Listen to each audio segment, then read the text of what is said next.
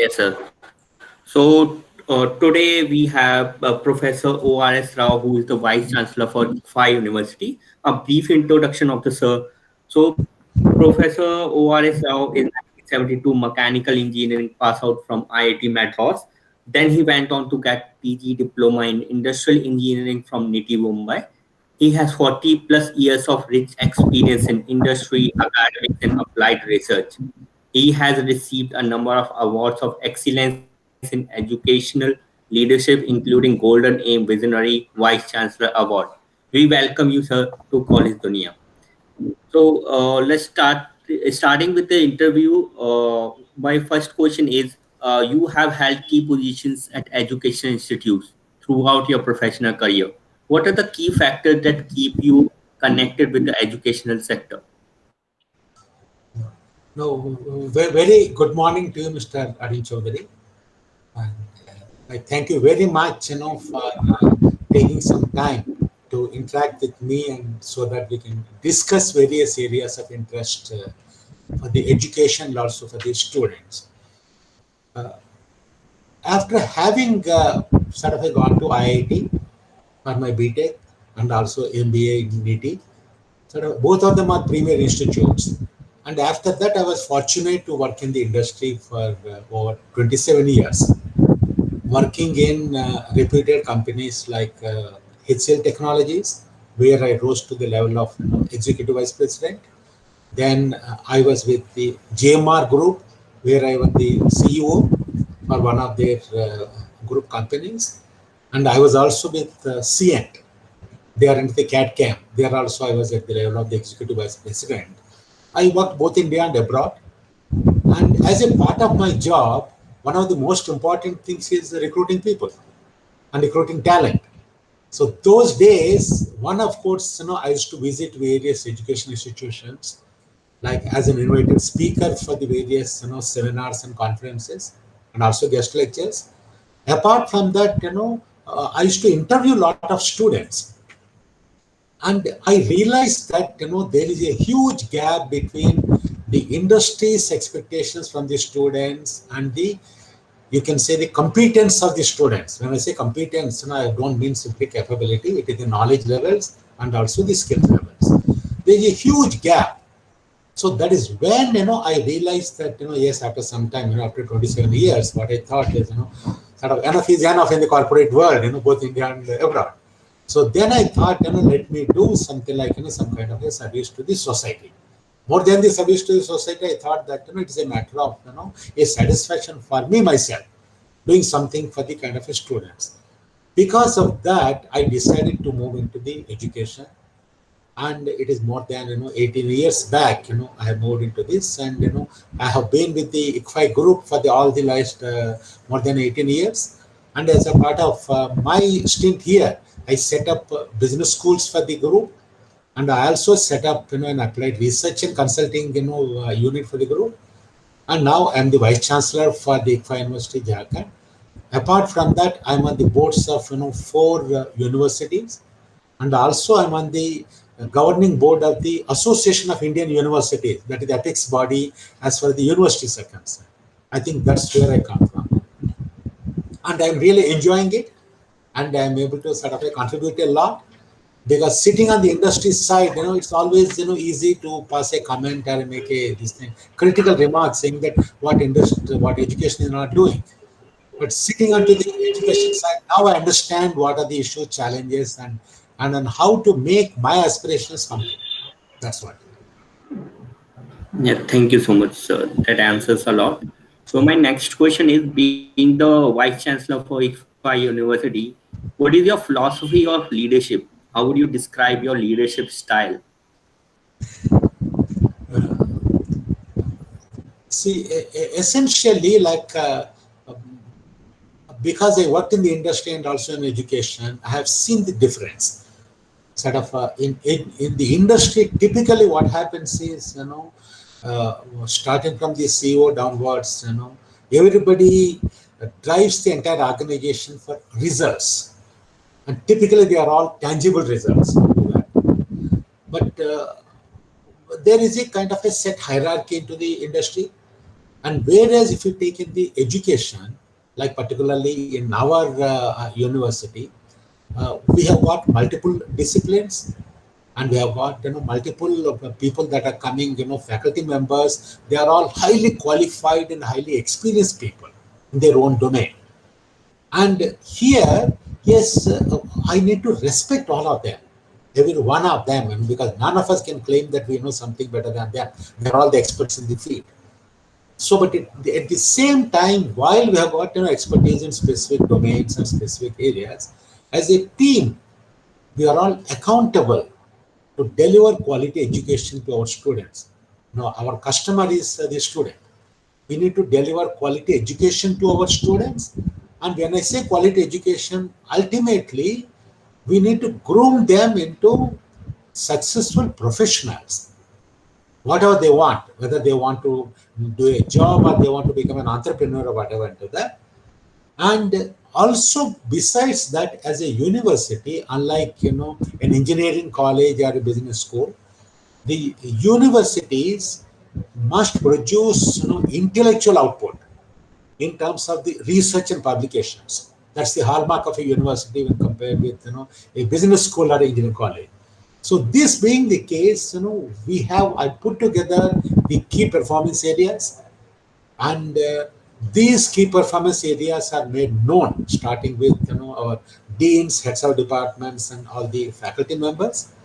And I sort of put together a strategy and sort of a vision strategy for the university, and we give the key performance areas to the people. And after that, I don't interfere with them. And after that, we have a regular review meetings to see where they are. And whosoever is performing very well, we motivate them in terms of giving them promotions and giving them sort of a certificates of achievement. And whosoever is not performing all that well, who is average, instead of, we don't say that sort of you don't have a place in the university. We counsel them, we build up the competence so that we want to take all the people along with us. And ultimately, like my track record in our this thing is till date, we haven't asked anybody to go unless somebody has sort of left by himself. We never asked anybody to go. Because we are able to empower our faculty members, we are able to counsel them, we are able to make them perform better.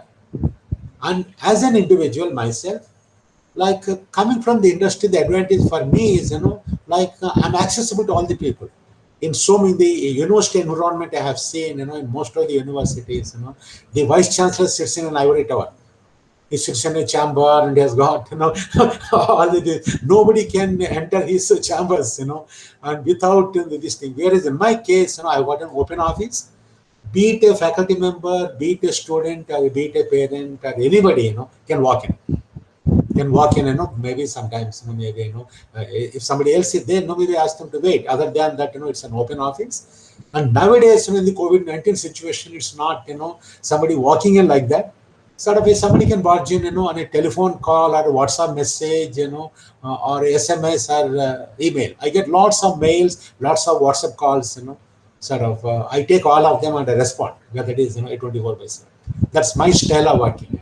And that has worked well. So sort of that helps to work as a team. It's not that I'm the boss and all others are working into that. We are all, as a team, we are all working for a common purpose.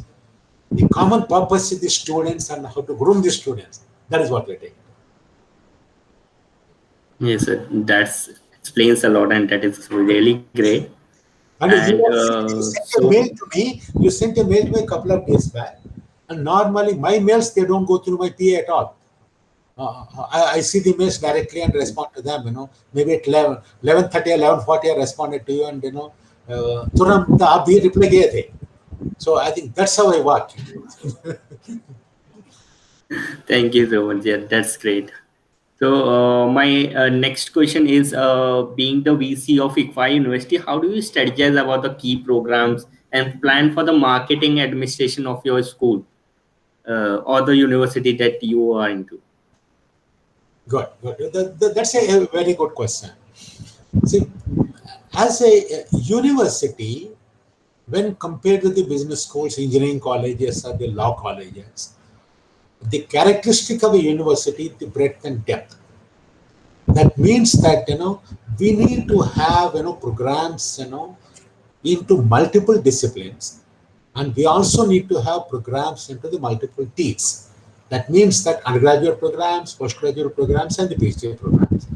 So, as a university, in our university, we have right now, we have got a management discipline, we have got an engineering and science and technology discipline, IT discipline, then we have got a law discipline. Currently, we are offering programs, in 4 disciplines, and in these disciplines, we are offering the undergraduate programs like a BBA, BCA, BTech kind of programs. We offer the postgraduate programs like a MBA, MCA, and we also have got a PhD program. Currently, our PhD program is in the management. And having said that, like if you look at a market segments, one market segment is the fresh students. Sort of they want to build a career. And apart from that, another important market segment is the working professionals.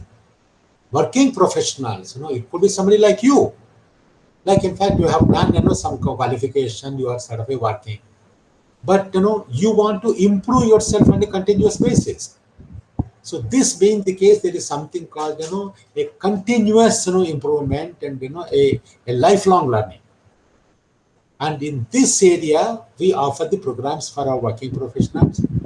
And these programs, like in fact, we have got a law program, LLB program, and there working professionals can do that.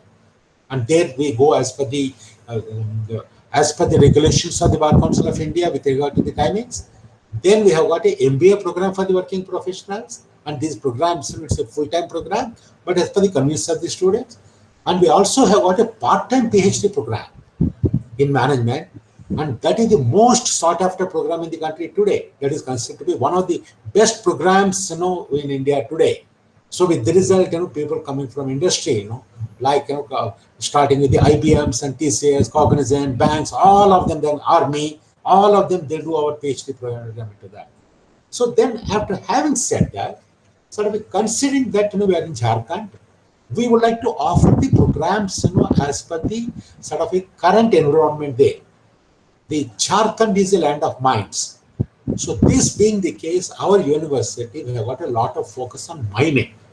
We are one of the very few universities that have got a focus on mining. Even among the ICFI group also, ours is the only university that focuses on mining. And so much so the universities in Jharkhand also, they don't focus on mining, excepting for ISM Dhanbad and a couple of others into that. ISM now it has become IIT. So now, as far as the mining is concerned, we offer, a diploma program, a polytechnic program in mining, and we also offer a BTech program in mining. And that is a kind of a program and discipline we have been nurturing for quite some time. And wherein, like we get good quality students, and all of them, like we give them very good industry exposure, and they get very good jobs to that. Then the second one is, in terms of the technology. The today kind of, if you take the IT, IT kind of, it offers a huge opportunities. Like particularly cutting edge technologies like, take artificial intelligence, machine learning, blockchain, and, cloud computing, and all of them, they've got huge opportunities. So keeping this in mind, in fact, earlier, like as a part of our BTech Computer Sciences, we were offering, some of these things as the specializations. Starting this year, we are offering a BTech in Data Sciences and Artificial Intelligence. It's a highly focused program into that, because that is where I anticipate, lots of opportunities in terms of the jobs or in terms of the entrepreneurship into that. Then the third thing is, like, the agriculture. In fact, India continues to be agrarian economy. And in the agriculture, lots of modernization is taking place, and that is going to be huge opportunities. So there, like, we are not sort of getting into something like agriculture as a technology, agri-business management. That is an area where the government of India is also putting a lot of focus. Lots of investments are happening, like into the kind of FPOs, 10,000 FPOs they are setting up. Government is spending lakhs of crores into that. So there, we have got a focus on the kind of agriculture kind of business management, and particularly with regard to the digital agriculture. In fact, last month we started, a certificate program and the digital agriculture management. We got huge response because it's an online program. We got people coming from all over the country. They're all working professionals. And similarly, another area is with regard to healthcare. The COVID-19 has opened up lots of opportunities for the healthcare. So starting this year in our MBA, BBA, everywhere, particularly for the MBA, we are offering the agribusiness management and the healthcare management as the specializations and electives.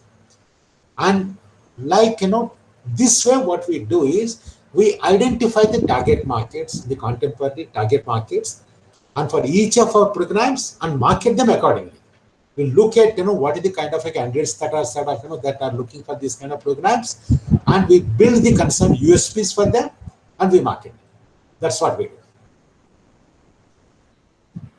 Thank you so much, sir, for that.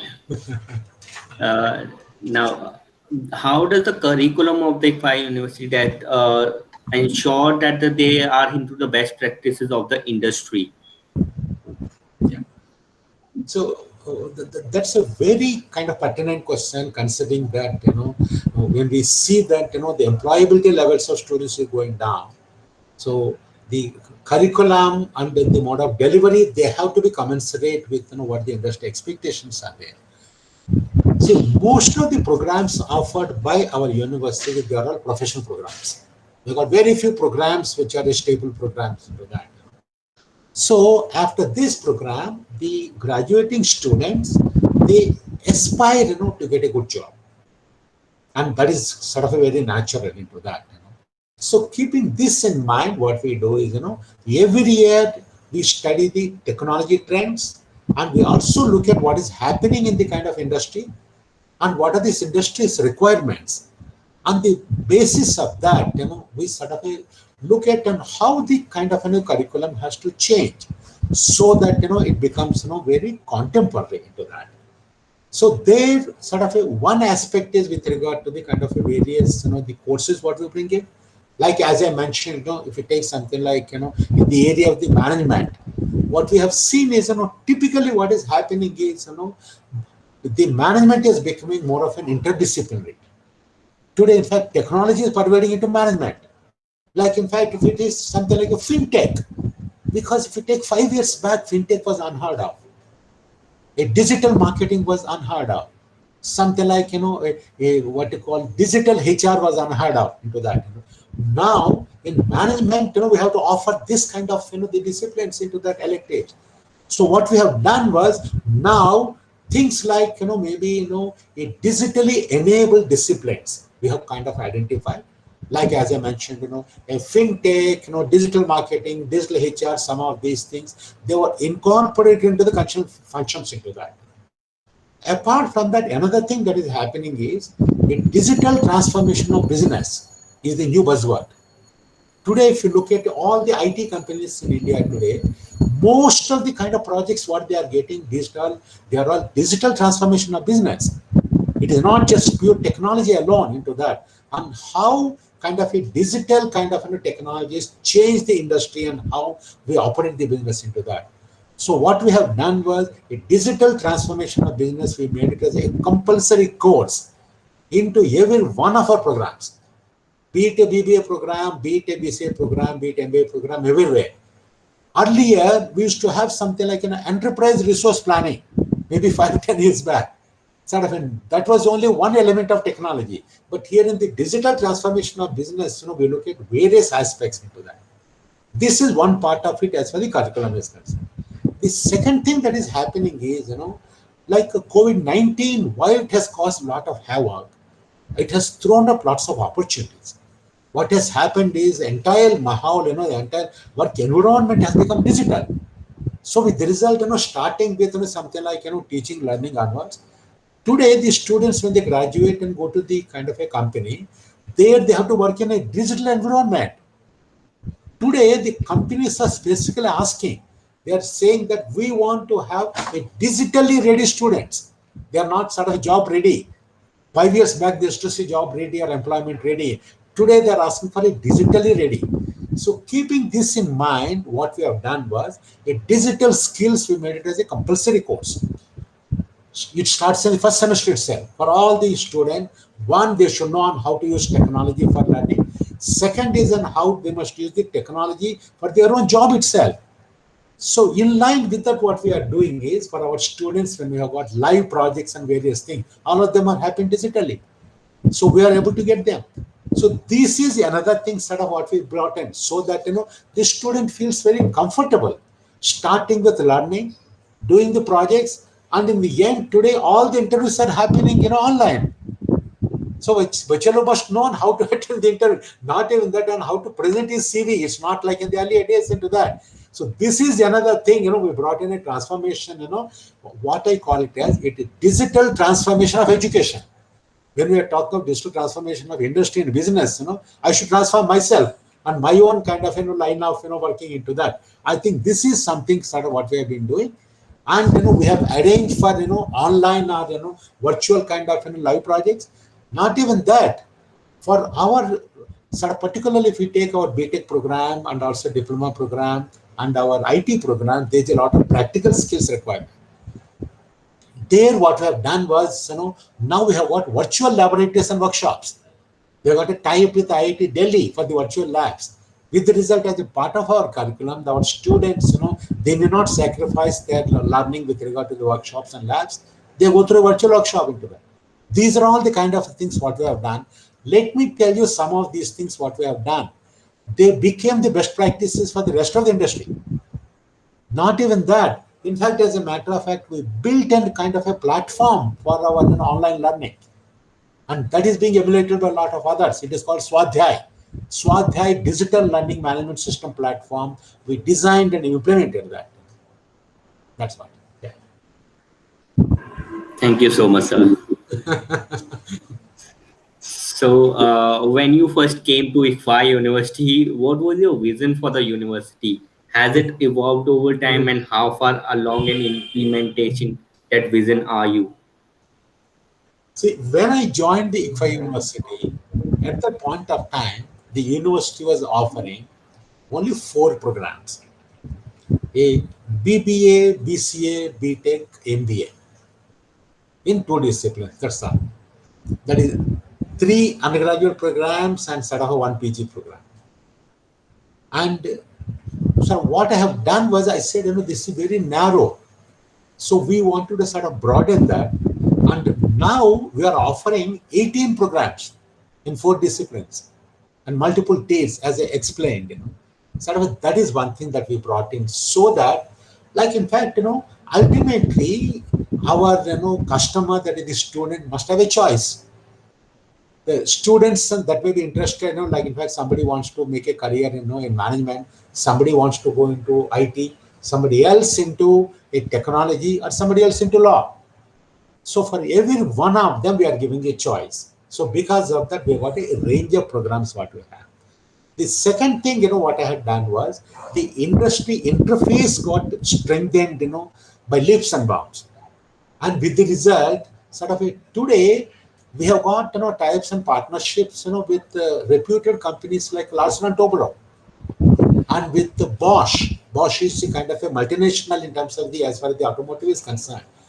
With the Bosch, we have got, a tie-up where a center of excellence was set up, by Bosch, in our university. They made the investment into that, And I would say the only university in the eastern region where the Bosch has set up a center of excellence into that. And that is something that throws open doors, not only for our students, and this is something that we are leveraging it, sort of to give opportunities in the entire region and area. Sort of the other students also kind of they can make use of our center of excellence into that. Then yet another thing is deployment of technology, adoption of technology into the education. Because typically the education has been a laggard with regard to deployment of technology. That is where, like, considering that, I worked in the IT industry for more than, 25, 27 years, I was able to bring in that kind of a technology into education. And that is another unique thing, because I understand what the technology can do and how the technology deployment can be implemented. That's where, I was able to kind of, instrumental in designing a kind of in-house, a kind of a digital learning management system platform called the Swadhyay. wherein today we have got more than 3,500 pieces of digital content, be it PPTs, videos, case studies in our Swadhyaya platform into various disciplines into that. And our students have benefited by that into that, And, and another thing what we have done was, with regard to the research and publications. And, in a short time, we have kind of, we have got, a 31 PhDs we have awarded. And in the areas, that are relevant for the industry, society in our own region into that. We're into education itself, into the CSR, safety in schools, this kind of areas what we have taken for the research into that. Yet another thing is outreach. In terms of the outreach, like it is important that, we need to have adopted, some kind of a villages, around our, campus.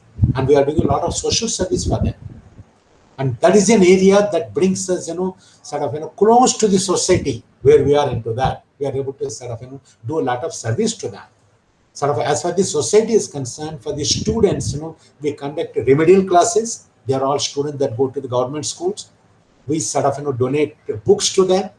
And during the COVID-19 times, what we call it as a Sukha ration, we distributed to hundreds of families in more than 10 villages there. And we taught them, on how to make use of the COVID-19 precautions, starting with wearing a mask and distancing. And for the villages, we give, a free legal aid because we got a law department into that. These are the various things what we have done.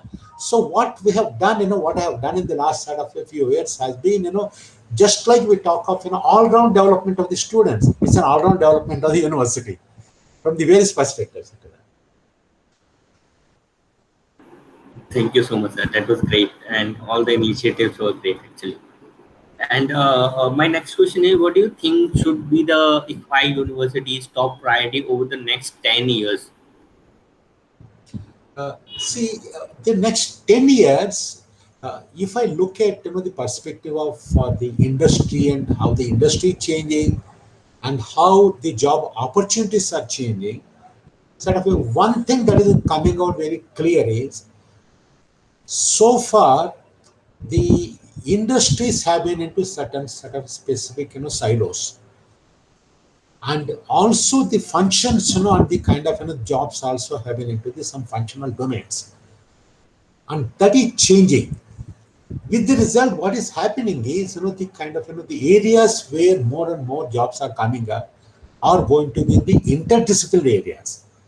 Like as I mentioned in the case of management, whatever changes are happening, the same change is happening in the industry also. See, like for instance, you take in terms of the mining. Mining so far earlier, most of the jobs used to be at an operational level, like, a miner or a technology level. More and more sort of the jobs in the mining, they are going to be happening in the mine management and technology deployment in mining. In fact, as you are aware, particularly the mining industry is going through radical changes. The government of India has kind of, liberalized, and a lot of kind of foreign players are getting into the mines in India. Licenses are being thrown open. With the result, the multinational companies like BHP from Australia or others, when they come into India, they are going to bring a lot of technology into areas like mining. So more and more of the jobs in the mining, they are not going to be entry level and what you call pure play, what you call jobs in the mines. They are going to be more of a technology management jobs. Similarly, if you take in the agri-business, there again the jobs are not going to be pure agriculture. They are going to be jobs understanding agriculture, technology and management into that, marketing into that. Likewise, a digital transformation kind of a jobs into various industries and cybersecurity kind of a thing. So considering that, like we want to kind of introduce programs, we want to groom professionals so that they're successful in this kind of interdisciplinary kind of roles. But this kind of a thing, while we made a beginning in having the industry tie-ups, we need to have more and more industry tie-ups, and we need to have more intense collaboration with the industry. Because, India industry, is far ahead of the academics. And we need to know sort of what they are doing and how we can incorporate them into that. Fortunately for us, when we are having the programs for the working professionals, like our MBA working professionals and our PhD program, in our for the working professional, there indirectly we are in touch with the industry. They are all the kind of, our students, are working in the industry in senior positions. Like some of them are working at the level of, CEOs, or CEO of the Jammu and Kashmir Bank, Executive Vice President HDFC Bank, IBMs and Infosys, this kind of a thing. So they, on one hand, they are working in the industry, they are also our students. So that is something that is helping us to have a continuous interaction with them. Similarly, we are putting in conscious efforts to have a lot more interaction with the industry. And we have set up some centers of excellence. We are in the process of setting up some more centers of excellence. See, for instance, if we take something like in the mechanical engineering, today, for the past something like more than a century and odd, if you talk of in the automotive engineering, the entire automotive engineering was based on the kind of so-called the IC engines, internal combustion engines, which use either petrol or the diesel. Now there's a dramatic shift that is happening. The electrical vehicles, they are coming in a big way. If you take a country like China, they have already got something like more than something like a 40 million vehicles are electrical vehicles. In India also, all the kind of manufacturers, they're shifting to the electrical vehicles. In fact, as a matter of fact, in our own kind of university, we have started this year, we are starting, kind of a new branch called, electrical vehicles. BTech, mechanical engineering, when that electrical vehicles is a specialized this thing, we built a lot of expertise into that. We have got a PhD from IIT Kanpur. He has done pioneering work in that area into that. So that way, like in the future, like in the electrical vehicles starting with the technology management of that offers a huge opportunity. Sort of that is something that sort of we are working on. That is where we are gearing up itself. And in fact, we conducted various seminars on the electrical vehicles. We are planning to set up a center of excellence for the electrical vehicle technology. And these are certain areas we are working into that. We are all cutting edge kind of a technology areas. We are also setting up an innovation and incubation center so that, like so far we are so proud that every year, at least 10 to 12% of our students, they become entrepreneurs.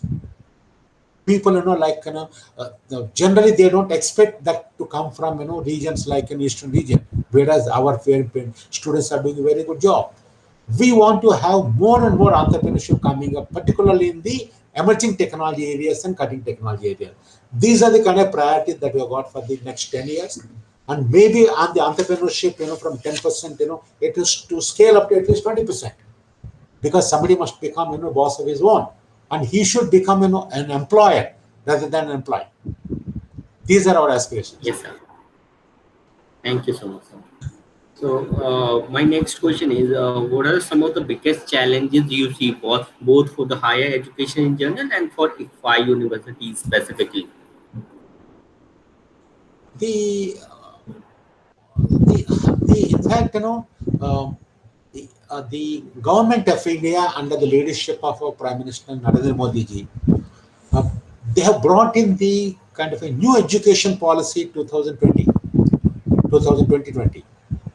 In my view, that is going to be game changer.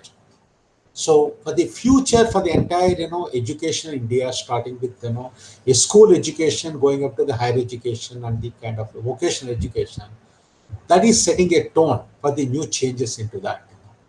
In terms of something like bringing in more of the liberal arts into that, bringing in the various kind of entry and exit points for the students into that, and bringing in education closer to the industry into that. These are all the various new things that are coming up. And now it is up to the education to gear up itself to deliver that, to implement the new education policy 2020. And if you got to do that, the first thing is, maybe the entire, the education, we may have to review and relook at, our kind of a vision, mission, and strategies. And they cannot be the same old things. It is not an incremental thinking. It has to be something lateral, and it has to be something like, a thinking of, higher magnitude into that.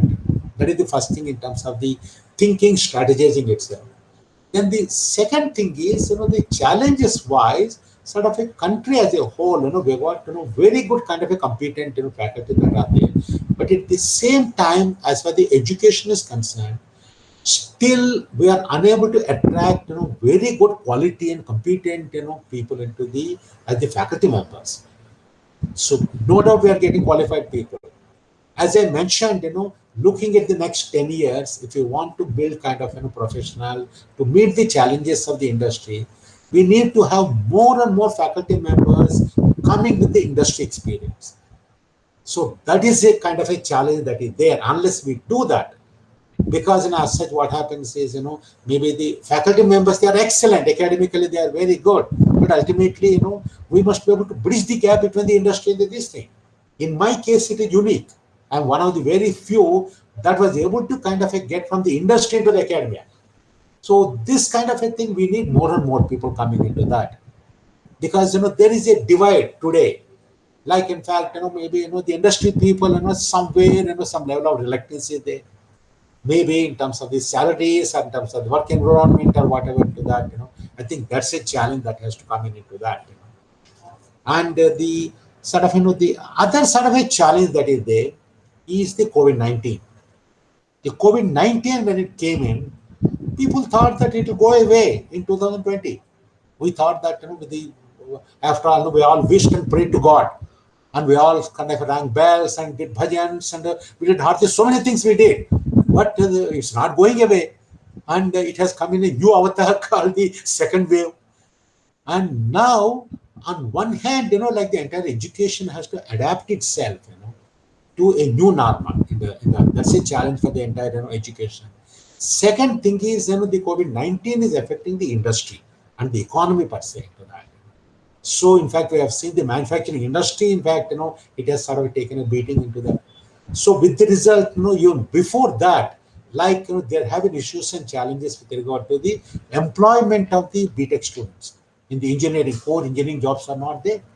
So, this being the case, I think that is something we have to address. Unless good quality jobs are there, students, where do they go?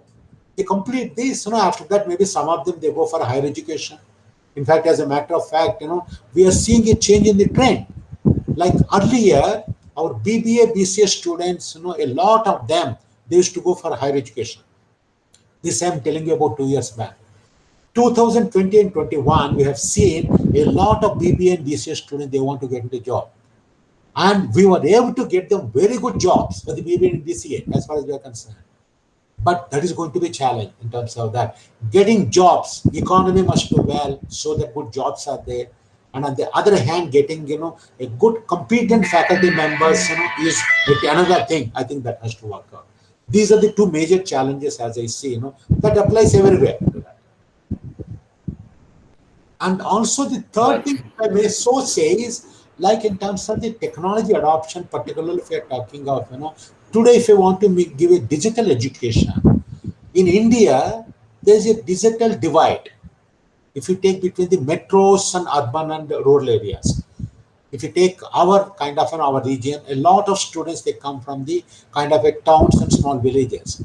For them, if they have to attend the classes, using their mobiles, they have the mobile, but there's an internet bandwidth problems. So this kind of infrastructure is something that is going to be sort of one of the challenges. Despite these things, how do you deliver a quality education using technology? I think that is a challenge for every one of us. Yeah. Yeah. Thank you so much, sir. So my next question is, what do you see as ICFI University's greatest strength? I'm sorry, I didn't get you. What do you see ICFI University's greatest strength? Okay, good. See, the strength of our university, one of the major strengths is, our, the coming from the top, like our kind of a motto of the entire ICFI group has been Meritum Ethicus. That means that we believe that education means education works on two legs, the merit and ethics. And our university also, our motto is grooming professionals with values. That means that yes, we need to have competent professionals with good knowledge and good skills and all that is fine. Apart from that, a good character. Sort of keeping this in mind, number one is the strength of our kind of a university and our group is, our vision and our values, starting from the top itself. These are the guiding principles for the entire organization. So with the result, all our employees and faculty members, right from the beginning when they come, they are convinced and they are committed to that kind of a vision and the kind of a mission of the university. And they are all the people with good values. And similarly, the students, what we bring in also, that is something we percolate down. So one of the most important things what we do is apart from the education, like we want to build a good character. And this kind of a thing, that is one of the strengths. Because there are very few others, in the kind of education that believe that character building is important. Because coming from the kind of, the land of, the Swami Vivekananda, what we believe is, the education has to be kind of a man-making education. That is where, that is one of our strengths into that. So that, particularly the coming from the eastern region, it's all the more important into that. For most of our students, they come from, lower middle class families, just middle class families. Some of them are the first generation university students. Their parents have not gone there at all into that. So this being the case, I think building a character building is something that is one of the strengths that we have. Second is we have got highly committed faculty members. Sometimes it's easy to get qualified and experienced people, faculty members. To get faculty members with the commitment is not easy. We are very fortunate to have very committed a faculty members. These faculty members, they are committed to the university, committed to the goals of the university, and some of them have been with us for the past more than 10 years into that. They understand our this thing what we do in terms of. The third thing is we have got a very good industry interface. Partly maybe because of my background, because I came from the industry, I believe that industry interface is very, very critical. So we understand the entire organization believes that we have got a very good industry interface. And another thing is that is where we are able to build up the relationships with the industry like L&Ts and Bosch and NCDEX and IITs, all that we are able to do. And another thing is we have got very good processes. Because ultimately, organizations and education institutions, in my belief, you need two things. You need very good people and very good processes. And if you've got good processes, whether somebody there or not, it should run. But it doesn't mean that we run without the person. So that means that an organization runs very well and delivers the value when very good people drive good processes. Processes don't drive people. Good people must drive the processes. When that is there, like in fact, if you take our university and the ICFA system, for everything we got a good process. It's not ad hoc at all into that. Starting with admission, going up to academic delivery, examination, calendar into that. So that way, COVID or no COVID, examinations are held on time, results come on time. So those are the process that deliver in terms of that. So we don't take excuse saying that COVID because of that, nothing of that sort happens. So these are the strengths that we have. Yes, sir. Yes, sir. Completely understand. What are some of the plans that you are currently or will be designing for the ICFI University International Affairs, or for the students or faculty members? See, as for the international is concerned, to be kind of very honest with you, for us, the Indian market itself is bigger.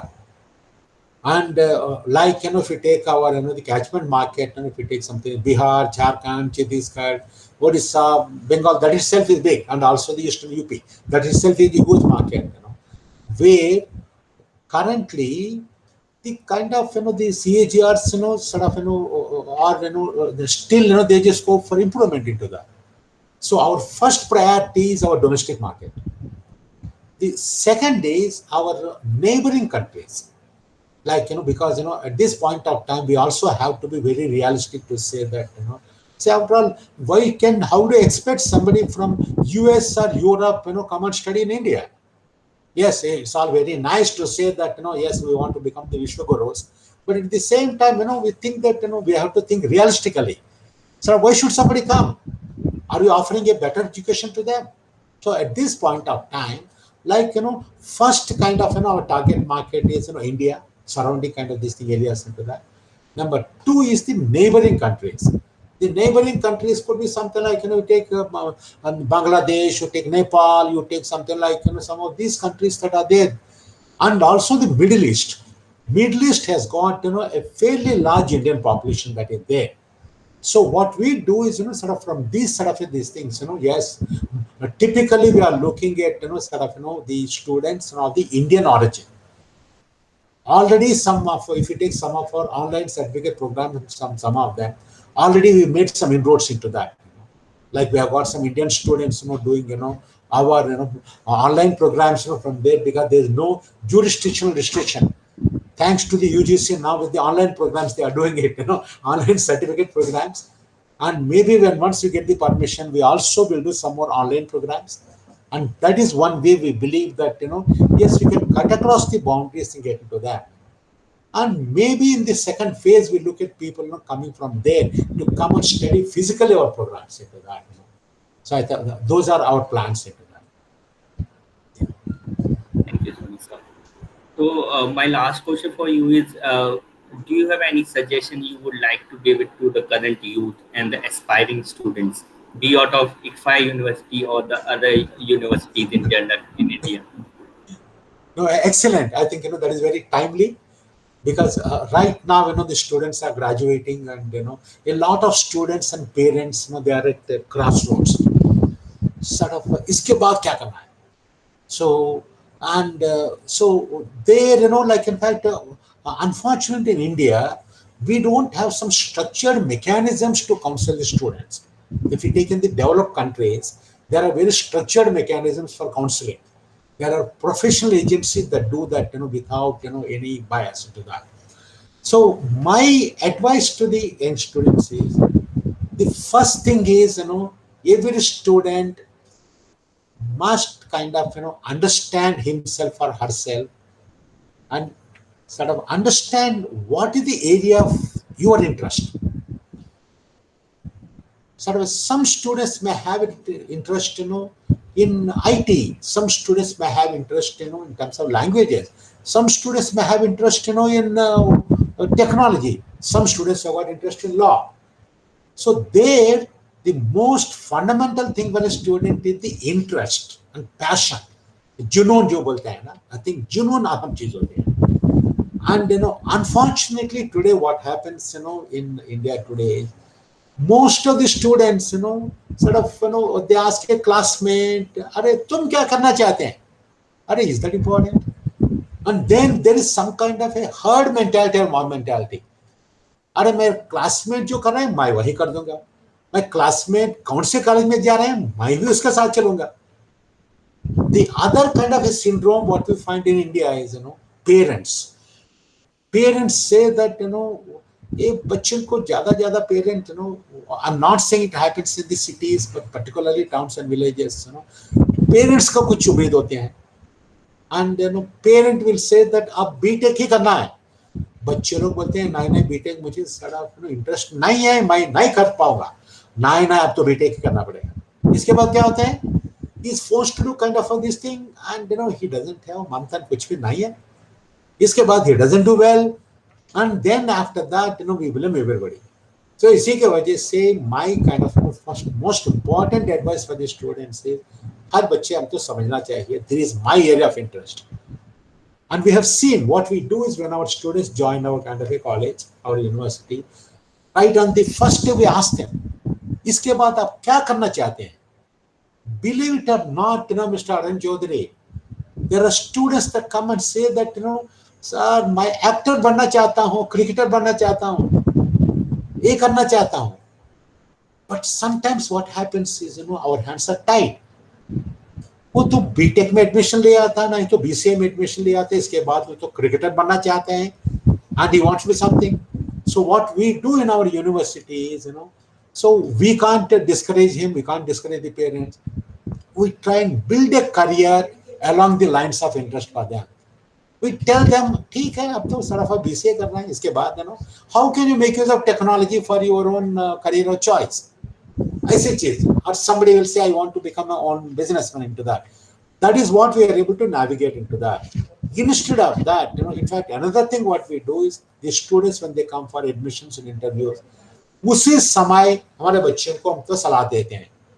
We ask the same question. What is your area of interest? If you want to do engineering, how good are you in physics and mathematics? Physics and mathematics, if you are not strong, why should you do that? You can't do that at all into that. So इसी के वजह से that is one thing that is very, very important into that. Then the second thing is, like when they want to, in fact, I want to assure the students that history has shown that somebody can be very good, he can become successful in whatever field of study they study. It's not necessary all of them must study only the engineering, or all of them must study only one to that. We have seen there are huge opportunities coming in law. In fact, our BBA LLB law program and LLB law program, they are considered to be one of the best.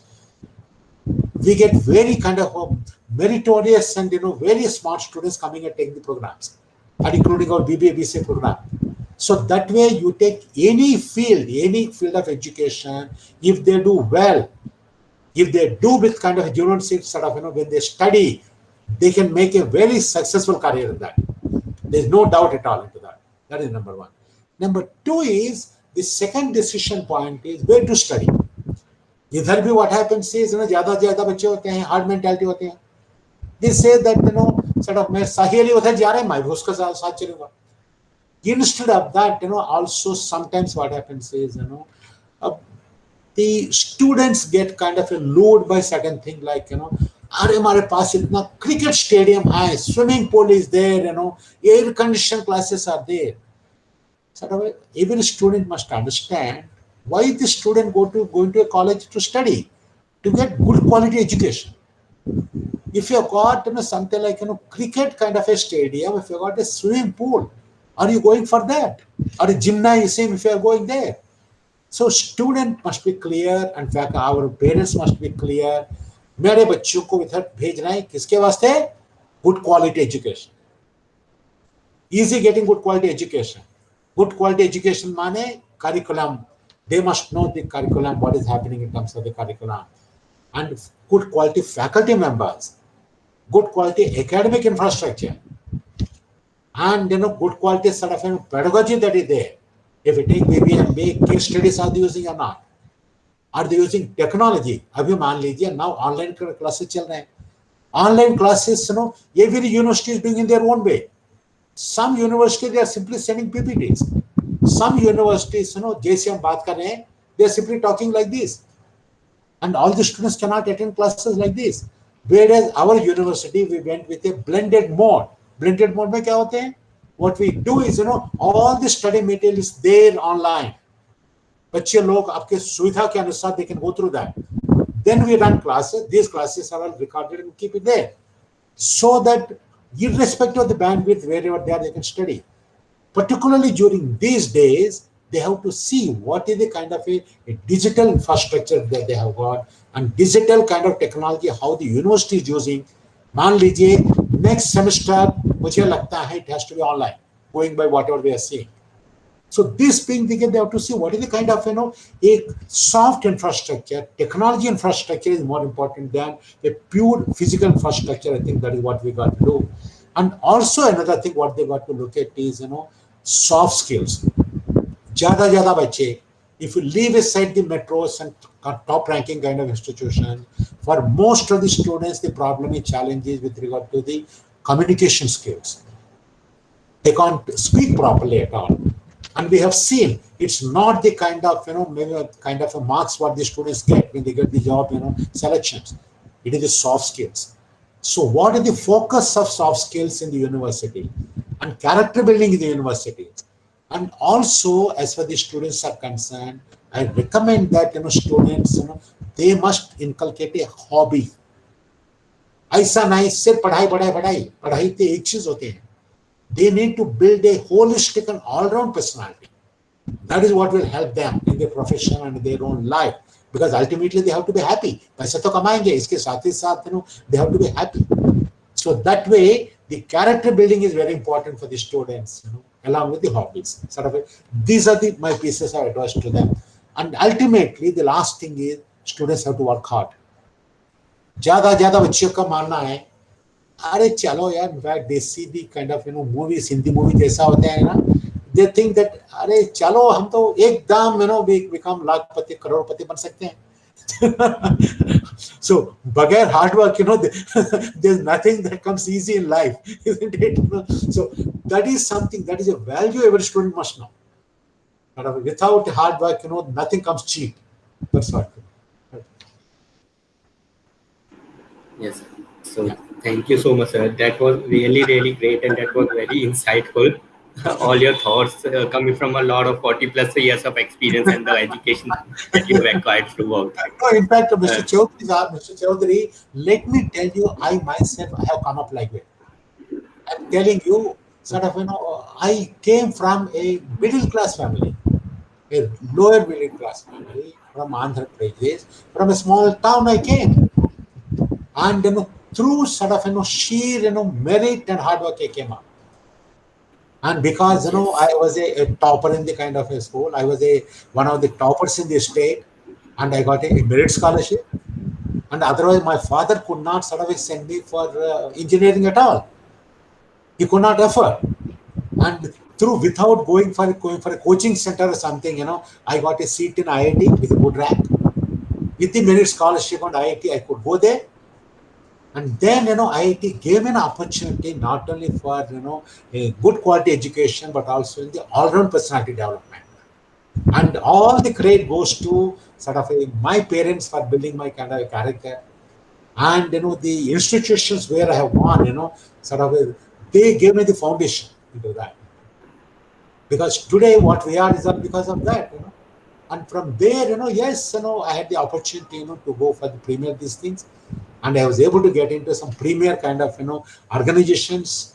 And those organizations, they helped me, like HCL Technologies, where I worked, for something like 18 years. That was a foundation for me, for grooming me for all round into that, both India and abroad I worked.